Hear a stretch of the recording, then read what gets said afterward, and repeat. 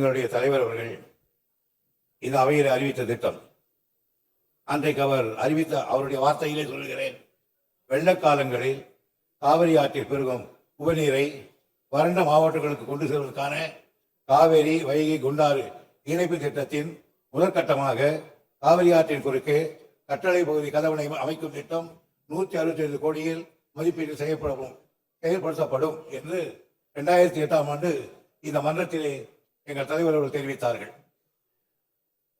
அந்த மாயனூர் கதவணைப்பை வைத்து காவிரி வைகை குண்டாறு இணைப்புக்கு அடித்தளம் விட்டவர் எங்களுடைய தலைவர் அவர்கள் தான். இந்த திட்டத்துக்கு 3 கட்டங்களாக நிறைவேற்றப்பட வேண்டும் என்று திட்டமிடப்பட்டது.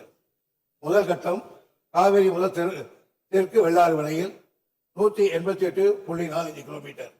இரண்டாவது கட்டம் தெற்கு வெள்ளாறு முதல் வைகை வரையில் 109.69 கட்டம்.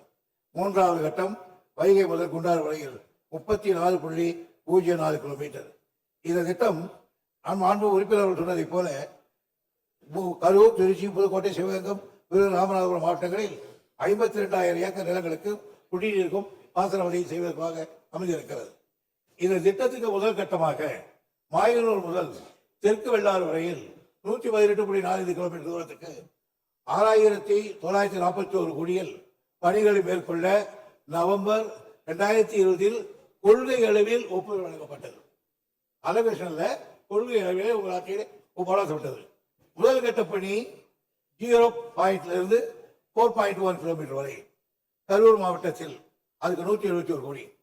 இரண்டாவது 54.69 கோடி, 60 கிலோமீட்டர், அதற்கு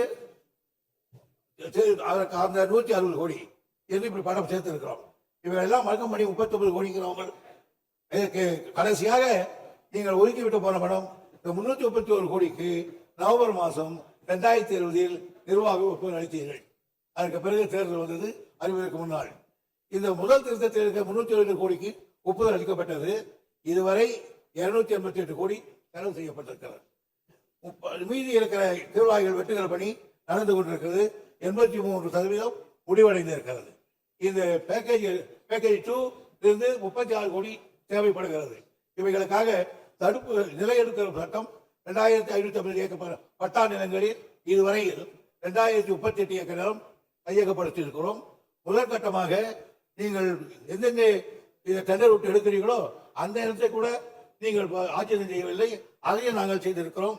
எனவே இப்பொழுது இந்த கால்வாய் நீர் அமைக்க 3,026 கோடி செலவாகும் என்று மதிப்பிடப்பட்டிருக்கிறது. நிலைமைக்கேற்ற முன்னுரை அடிப்படையில் மேற்கொள்ளப்படும் என்ற திட்டத்தை தெரிவித்துக் கொள்கிறேன்.